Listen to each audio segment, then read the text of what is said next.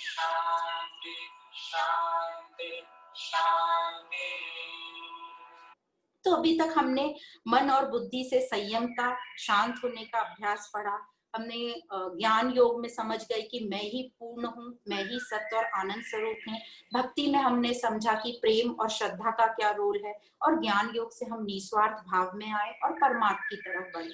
तो इस प्रकार, और अब हम ध्यान योग की तैयारी कर रहे हैं। तो इस प्रकार जो हमारी बुद्धि है उसमें धैर्यता आ गई। तो ये धैर्यता युक्त बुद्धि से धीरे धीरे हम उपरामता पर पहुंचेंगे। धीरे धीरे मतलब यहाँ बोला गया शनै शनै उपरामते, मतलब धीरे धीरे हम अपने उस स्वरूप की स्थिति में पहुंच जाएंगे जहां मुझे न राग रहेगा, न द्वेष रहेगा, और मुझे पता रहेगा ये उत्पत्ति और विनाश, ये तो साइकिल है, ये चलता रहेगा, और हम अपने स्वरूप में आएंगे, और स्वरूप भी फिर हमारा लय हो जाएगा और हम उस परमात्मा में लय हो जाएंगे। मतलब जैसे एक नदी समंदर में समा जाती है, उस प्रकार हमारे में वह शांति और पूर्णता की फीलिंग आएगी। तो हमें क्या करना है? तो आदि शंकराचार्य जी यही कहते हैं कि ये भगवत गीता पढ़ते जाओ। तो वो बोलते हैं भगवत गीता किंचित दीता, गंगा जललव कणिका पीता, मतलब गंगा जल हम कितना पीते हैं? थोड़ा थोड़ा, बूंद बूंद पीते हैं। तो उसी प्रकार इस भगवत गीता का अभ्यास धीरे धीरे करते रहो, चलते रहो, शनै शनै उपरामते, धीरे धीरे आप में वो चेंज आ जाएगा और एक दिन आप अपने स्वरूप को प्राप्त कर जाओगे। तो अब जो साधक योगी है ध्यान योग के अभ्यास के लिए एकदम तैयार हो गया, उसकी स्थिति एकदम तैयार है। तो अब वो बाहर की तैयारी बताते हैं कि बाहर क्या क्या तैयारी करनी पड़ती है। तो बाहर की तैयारी के लिए हमारी आसन क्या होना चाहिए, आहार और विहार। तो हमारी जगह कैसी होनी चाहिए मेडिटेशन के लिए, ध्यान योग के लिए? तो साफ सुथरी जगह और एकांत की जगह। अब कई बार एकांत हमारे घर में हमें नहीं मिलता, तो उसका एक ही आंसर है कि सुबह ब्रह्म मुहूर्त में, सुबह 4 से 6 बजे के बीच में, जब आपके घर शांति हो, तब उठकर आप ध्यान में बैठिए। फिर मुद्रा मतलब पोस्चर क्या होना चाहिए?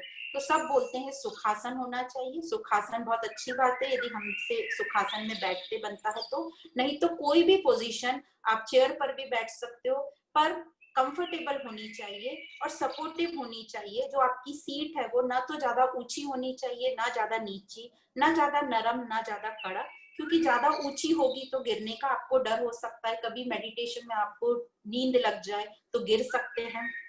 बहुत ज्यादा नीची होती है तो हमें बैठने में या उठने में परेशानी हो सकती है। उस टाइम ये नीचे का मतलब था क्योंकि जमीन पे वो घास में या जंगल में बैठते थे तो कुछ कीड़े या उनको काट सकते थे, इसलिए। ना ज्यादा नरम हो ना कड़क। कड़क होगा तो अनकंफर्टेबल होगा, नरम होगा तो हम उसमें भी हमें अनकंफर्टेबल फील होगा। और हमारे साथ ना तो कोई हमारी उपाधि होनी चाहिए, मतलब मैं किसी का फादर, मदर, सिस्टर या कुछ बनकर ना बैठूं। सब ये अपने डेजिग्नेशंस हमें छोड़ देने होते हैं। और फिर कहते हैं कि एकाग्र चित्ता, फोकस्ड माइंड होना चाहिए। तो ये फोकस्ड माइंड के लिए हम बहुत सारी तैयारी करते हैं। कभी हम ओम का चिन्ह लगाते हैं, या कोई लाइट लगा देते हैं, या कोई सिंबल लगा देते हैं, क्योंकि हमें वो स्वरूप को हम देख नहीं पाते, तो एक सिंबल के रूप में उसको लगा दिया जाता है। हम कुछ भजन लगाते हैं, म्यूजिक लगाते हैं, अगरबत्ती लगाते हैं, क्योंकि हम वो आत्मा को देख नहीं सकते इसलिए। पर हमारा गोल यहाँ निश्चित है कि मुझे अपने स्वरूप को प्राप्त करना है। एकाग्र चित्तता के लिए हम प्राणायाम का साथ लेते हैं, जैसे श्वासों को अंदर लेना और श्वासों को बाहर छोड़ना। तो कई बार एक ये बहुत सिंपल सा तरीका है जिससे हम एकाग्र चित्ता मन की कर सकते हैं, फोकस कर सकते हैं। तो हम अपने श्वास पर ध्यान दें। श्वास जब अंदर ले रहे हैं और बाहर ले रहे हैं उसको काउंट करें, और ये काउंटिंग हमारी जब तक 20 तक नहीं होती कंटिन्यूस, तो इसकी प्रैक्टिस करते रहें। हम ये देखते हैं कि जब भी हम 3-4 बार ही काउंट करते हैं तो हमारा मन इधर उधर चला जाता है। तो जैसे ही मन इधर उधर चला जाता है, फिर से मन को 1 से काउंट करना शुरू करिए अपनी श्वासों को। तो इस तरीके से 15-20 दिन आपको लग सकते हैं कि आप कंटिन्यूसली बिना अपना मन इधर उधर जाए 20 तक काउंट कर लें। तो ये प्रैक्टिस आप करते रहेंगे तो आपके मन को ट्रेनिंग मिलेगी कि जो मन है वो कुछ समय के लिए फोकस्ड रहे, एकाग्रचित रहे। तो ये एक तरीका, बहुत सिंपल तरीका है। और भी बहुत तरीके हैं, जिसको जो मेडिटेशन की विधि पसंद आती है या सूट करती है वो उस प्रकार से करे। यहाँ पर एक हमें तैयारी और एक विधि बताई है। अब प्राणायाम के लिए आदि श्री शंकराचार्य जी ने बहुत ही सुंदर एक श्लोक बोला है, हम उसको सुनते हैं।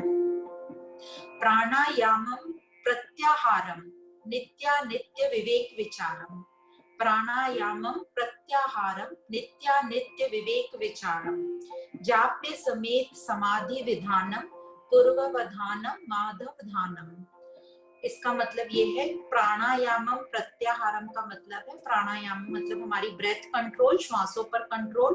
तो श्वासों पर कंट्रोल होने से जो हमारे विषय हैं जिनसे हम अट्रैक्ट होते हैं, हमारी इंद्रियां अट्रैक्ट होती हैं, ये करने से हमारी विषय वासनाएं थोड़ी कम होती हैं और समाप्त होती हैं, और हमारा फोकस जो है, मन का फोकस वो बढ़ता है, एकाग्रचित्ता बढ़ती है और मन शांत होता है। अब यह जो हम करते हैं इसमें हम कई बार मन को एक मंत्र दे देते हैं, इसलिए बोले जाप्य समेत समाधि विधानम। तो मन जब वो जाप करता रहता है तो बुद्धि उस पर फोकस रखती है। जब भी मन जाप करते करते भी इधर उधर जाता है तो बुद्धि उसको पकड़ के जगह पर लाती है, और जब मन पूरी तरह शांत हो जाता है तो बुद्धि का भी कोई काम नहीं रहता और मन और बुद्धि दोनों शांत हो जाते हैं। पूर्वाधानम मतलब बहुत ध्यान से हमको ये प्रैक्टिस करनी है। माधव ध्यानम मतलब बहुत जागरूकता के साथ प्रैक्टिस करनी है। तो इसको बोलते हैं अंततरम साधना। तो इस प्रकार आदि शंकराचार्य जी ने यह इस श्लोक में ये बताया है।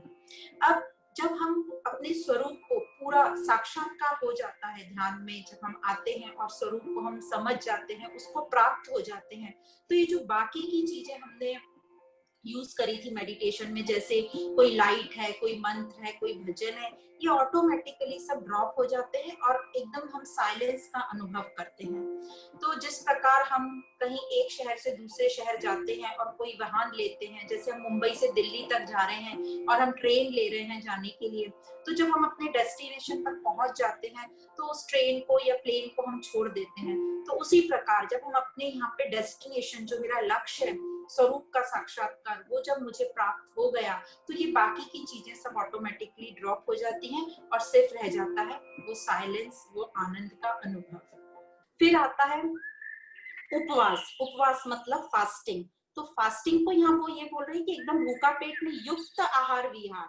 युक्त आहार विहार मतलब बैलेंस, हर चीज में, पूरी लाइफस्टाइल में ही मुझे बैलेंस करना पड़ेगा, सब कर्म योग, ज्ञान योग और भक्ति योग के हिसाब से। संतुलित आहार मतलब ना बहुत ज्यादा खा के बैठना है, ना बिल्कुल भूखे पेट बैठना है। भूखे पेट तो हम कुछ कर ही नहीं सकते, इसलिए थोड़ा सा तो हमें खाना चाहिए। एक्सरसाइज जो होती है, ऐसा भी नहीं कि खूब एक्सरसाइज, एकदम विगरस एक्सरसाइज करके हम बैठ जाते हैं तो थके रहेंगे, हमें नींद आ जाएगी, हमारा ध्यान लगेगा ही नहीं। और एकदम ही बिल्कुल लेजीनेस से बैठे हैं तो भी हमारा मन नहीं लगेगा। हमारी जो नींद है वो भी अच्छी पूरी होनी चाहिए, नहीं तो जब हम ध्यान योग में बैठेंगे तब हम सो जाएंगे। तो इस प्रकार हर चीज का युक्त होना, मतलब बैलेंस में होना है। फिर अभी जो बहुत इंपॉर्टेंट है टेक्नोलॉजी का, हमें अपने फोन, आईपैड, लैपटॉप, ये सब है उसको साइलेंट पे करके बैठना है। फिर हमने, जब हम मेडिटेशन में बैठे हैं, कई बार हम बहुत घूम फिर के आते हैं, बाहर से एंटरटेनमेंट करके आते हैं, फिर बैठ जाते हैं, या रात को लेट नाइट बहुत मूवी देखी और फिर सुबह जल्दी उठ के मेडिटेशन में बैठ गए, तो हमारी नींद पूरी नहीं होगी, तो हम ठीक से वो ध्यान नहीं कर पाएंगे। अब जो भोजन जो बोल रहे हैं, भोजन के में सब आ जाता है, जो भी कुछ हम बाहर से सेंसेस से लेते हैं, तो उन सब का हमें ध्यान रखना है कि वो भी कोई बहुत सारी चीजों मेरे सामने आकर्षण, या मैंने कुछ देर पहले बहुत ऐसी एक्टिविटी करी होगी तो हमारा ध्यान में मन नहीं लगेगा। फिर जो हमारा पोस्चर है, तो बोलते हैं जो स्पाइन है हमारा स्ट्रेट होना चाहिए, जो हमारी पीछे रीढ़ की हड्डी है वो एकदम स्ट्रेट होनी चाहिए, और हमें अंदर की ओर देखना बोल रहे हैं। अब ये अंदर की ओर हम कैसे देखेंगे, तो बोलते हैं आंखें अपनी जब हम बंद करते हैं मेडिटेशन में, तो ऑटोमेटिक जब हम आंखें बंद करते हैं, अब हम कहाँ देखें, अंदर हमने आंखें बंद कर ली, तो ऑटोमेटिक हमारे में एक ऑलरेडी फीड है कि जब हम आंखें बंद करते हैं तो हमारा ध्यान ये हमारी आईब्रोज के बीच में लग जाता है, तो वो आईब्रोज के बीच में ऑटोमेटिक हमारा ध्यान जाता है। फिर बोलते हैं ऊपर की ओर देखो, हल्का सा ऊपर की ओर। ऊपर की ओर देखने का मतलब है कि उस परमात्मा के प्रति हमारी भक्ति, डिवोशन बताता है। और कई लोग बताते हैं कि अपनी आंखें हल्की सी खुली रखो, वो भी एक डिवोशन, भक्ति का रूप है, प्रेम का रूप है, सौम्यता का रूप है। तो इस प्रकार हमें ये बाहर की तैयारी कराई गई, और इसमें यही बताया है कि अपने थॉट्स को हम कैसे कंट्रोल करेंगे, क्योंकि हमारा तो जो माइंड है, थॉट्स से इधर उधर जा रहे हैं, थॉट्स हमारे पूरे स्कैटर्ड हैं, तो इन जो थॉट्स को हम फोकस कैसे करेंगे। तो उन्होंने बहुत अच्छा एक एग्जाम्पल दिया, जैसे कोकोनट, नारियल जो होता है, जब हम नारियल को मंदिर में जब अर्पण करते हैं तो उसकी पूरी जटाएं हम निकाल देते हैं, सिर्फ एक जटा रहती है, तो वो सिंबल है कि हमारे थॉट्स सब एक जगह फोकस्ड हो। अब ये थॉट्स एक जगह फोकस करने के लिए जो हमने अभी तक तैयारी करी है, हमने अपनी बुद्धि को बहुत ही स्ट्रॉन्ग किया है, ताकि जो मन है वो इधर उधर बार बार जा रहा है, तो जो बुद्धि है उसका काम है इस मन को बार बार इधर उधर से पकड़ के लाके अपनी जगह पर बिठाना। तो इसके लिए जो मन को कई लोग मंत्र दे देते हैं, चैंटिंग करते हैं कोई, तो जो मन है वो चैंटिंग में बिजी हो जाता है, पर वो चैंटिंग करते करते भी इधर उधर भागता रहता है। तो बुद्धि का यही काम है कि बार बार उस मन को पकड़ के उस जगह पे लाए। तो ये कब होगा? जब मेरी बुद्धि में वो दृढ़ निश्चय होगा कि मुझे अपने स्वरूप को प्राप्त करना है, मुझे अपने लक्ष्य को प्राप्त करना है। तो इसमें जो भी युक्त आहार विहार बोला है, आहार मतलब भोजन, विहार मतलब मेरे बाकी जो बाहर के हम काम कर रहे हैं, तो 3 चीजें होनी चाहिए। मैंने हेल्थ पे बैलेंस करना चाहिए, मेरी जो चॉइसेस हैं, जो भी मैं चॉइस करूँ वो हैप्पी, आनंद देने वाली चॉइसेस होना चाहिए, जो मेरे लिए श्रेयस्कर है, मेरी हेल्थ के लिए श्रेयस्कर है। और मुझे बस बोलना भी आना चाहिए अपनी लाइफ में कि बस, इससे ज्यादा अब मुझे ये नहीं चाहिए, मेरे लिए ये इनफ है। तो ये वर्ड का भी हमने अच्छे से यूज करना चाहिए, और हमने कुछ ना कुछ नया सीखते रहना चाहिए, ताकि जो हमारे ब्रेन के न्यूरॉन्स हैं वो एक्टिव रहें। तो इस प्रकार ये ध्यान की जो एक्सटर्नल तैयारी ये पूरी हुई है हमारी। अब जो पूरी जो तैयारी हो गई है हमारी ध्यान योग की, अब इस ध्यान योग में हमारी स्थिति कैसी होती है? तो बोलते हैं स्थिति ऐसी होती है जैसे उन्होंने दीपक से कंपेयर किया है, लैंप से कंपेयर किया है हमको, कि जो मन को लैंप से कंपेयर किया है। कैसा लैंप होगा? हमारा शांत मन होगा, तो हमारा शांत मन कैसा होगा? स्टेबल होगा एकदम। तो उन्होंने बोला जिस प्रकार वायु रहित जगह पर एक दीपक रखते हैं तो वो दीपक कितना स्टेबल होता है। तो यहाँ पे एक छोटा सा एक एक्सपेरिमेंट आपको करके बताती हूँ। तो ये जो है आपका अस्थिर मन है, दिखाई दे रहा, और ये स्टेबल मन है। तो ये जो अस्थिर मन है, ये हवा, जो आप फ्लेम देख रहे हैं, that flame is our mind. तो और जो हमें डिस्ट्रैक्शंस हैं, ये जो डिस्ट्रैक्शंस हैं, ये जो वायु हवा जो इधर उधर आती है वो ये डिस्ट्रैक्शंस हैं। तो ये हवा से हमारा मन इधर उधर जा रहा है, तो ये अस्थिर, अनस्टेबल माइंड हुआ। अब जब हमें ज्ञान का सहारा मिल जाता है, ये जब हम ज्ञान से लैंप को, अपने मन को ढक लेते हैं, ज्ञान ले लेते हैं अपने मन पे, तो हमारे में एक स्टेबिलिटी आ जाती है। या फ्लेम देखेंगे एकदम स्टेबल है, जब हम ज्ञान के साथ है, हमारा विवेक जागृत हो गया है, तो इस प्रकार ये जो फ्लेम है एकदम स्टेबल फ्लेम हो जाती है। जब उसको ज्ञान से हम ढक, जब हम कोई दीपक के ऊपर एक कवर लगा देते हैं तो स्टेबल हो जाता है। तो ये जो ज्ञान है ये इंसुलेशन है मेरे लिए। जब हम अपने मन के ऊपर ये ज्ञान से काम करते हैं तो हमारा ज्ञान एकदम, हमारा मन एकदम शांत हो जाता है। तो ये जो लॉ दिखाते हैं दीपक की, वो हमारा मन है। जो फ्यूल है, मतलब जो ऑयल है दिए में, वो वासनाएं हैं। और जो अट्रैक्शन हमें बाहर से मिलते हैं, तो वो जो हवा, वायु है, वो अट्रैक्शन है। तो इस प्रकार बाहर की अट्रैक्शन मन को अस्थिर कर देते हैं, स्थिर नहीं रहने देते हैं, और फिर मन कोई भी कार्य नहीं कर पाता ठीक से, क्योंकि मन बहुत अब चंचल है, अस्थिर है। हमने कई बार देखा है कि कई व्यक्तियों में बहुत अच्छी क्वालिटी होती है, बहुत एनर्जी होती है, पर वो कोई काम नहीं कर पाते, क्योंकि वो स्टेबल नहीं रहते हैं। तो शुरू भी करते हैं काम, आधा अधूरा बीच में छोड़ देते हैं, स्टेबिलिटी नहीं है उनमें। तो इस प्रकार हमने देखा है कि स्टेबल माइंड की कितनी जरूरत है। और जब हम इस दीपक को, अपने मन रूपी दीपक को ज्ञान का साथ देते हैं, तो ये एकदम स्टेबल हो जाता है। तो ये इस तरह हमने अध्यात्म का साथ लिया और ज्ञान और विज्ञान से अपने मन को स्टेबल किया। अब ये ध्यान योग का परिणाम क्या है, रिजल्ट क्या है ध्यान योग का? तो ध्यान योग का रिजल्ट है अथा शांति, मतलब मन में एकदम मौन, साइलेंट हो जाएंगे हम। तो मन की जो मौन की क्षमता है वो बहुत हमारी बढ़ जाएगी। और जब हम मौन हो जाते हैं तो हमारे मन की एनर्जी और कैपेसिटी जो है काम करने की, अंदर क्रिएटिविटी सोचने की, वो बहुत स्ट्रांग हो जाती है। क्योंकि हमारा ब्रेन का साइज जो होता है, ग्रे मैटर, वो बहुत बढ़ जाता है। जो हिप्पोकैम्पस साइज होता है वो भी बढ़ जाता है। तो इससे जो है हमारे में कुछ जो बीमारियां होती हैं विद एज, जैसे अल्जाइमर्स डिजीज, डिमेंशिया, हम भूलने लगते हैं, तो वो बहुत कम हो जाता है, डिले हो जाता है। और जब मौन हो जाते हैं, तो इसी उपलक्ष्य में एक बार हम एक न्यायाधीश से मिले, तो वो बताने लगे कि आध्यात्मिकता में और न्यायाधीश में, आध्यात्मिक स्टडी करने वाले में और एक कोई जस्टिस या लॉयर, उनमें क्या सिमिलैरिटी होती है और क्या डिसिमिलैरिटी होती है। तो सिमिलैरिटी दोनों में एक है कि दोनों सत्य की खोज करते हैं, दोनों समझना चाहते हैं कि सत्य वार्ता क्या थी, सच्चाई क्या थी। पर दोनों में फर्क ये है कि जैसे ही आध्यात्मिक स्टडी वाले को, मतलब एक योगी को जब सच पता चल जाता है तो वो मौन में आ जाता है, और एक जस्टिस को जब सच पता चलता है तो वो बोलना शुरू करता है। तो ये है हमारी आध्यात्मिकता की कैपेसिटी कि वो हमारे को मौन, शांत कर देती है और हमारी क्रिएटिविटी बढ़ाती है। और ये व्यक्ति ध्यान योग में जो रहते हैं हमेशा आनंद में रहते हैं, उत्साह में रहते हैं। वर्ड दिया है सुखेन, मतलब परम आनंद में रहते हैं। सर्वत्र मतलब सब में वो आत्मा देखते हैं, सबको अपना स्वरूप देखते हैं। वो किसी के प्रति भी द्वेष भाव नहीं रहता, हमेशा संतुष्ट रहते हैं और हमेशा स्टेबल, स्थिर रहते हैं। फिर वो अपने आप से जुड़े रहते हैं, तो उनको बोलते हैं ब्रह्म संस्पर्शन, मतलब अपने आप से जुड़े हैं हम।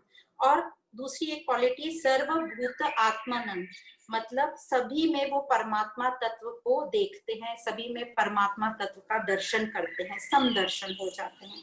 तो इसी प्रकार एक बार संत मोहम्मद ने कहा कि जिस प्रकार ये जो ध्यान योगी है सब में आत्मा का दर्शन करते हैं, सब में परमात्मा देखते हैं, तो जो संत मोहम्मद थे वो बोलते थे कि भगवान ऐसा कहता है कि तुम मेरी बनाई हुई मूर्ति प्रेम क्यों नहीं करते, सब लोग अपनी बनाई हुई मूर्तियों से प्रेम करते हैं। तो भगवान की बनाई हुई मूर्तियां कौन है?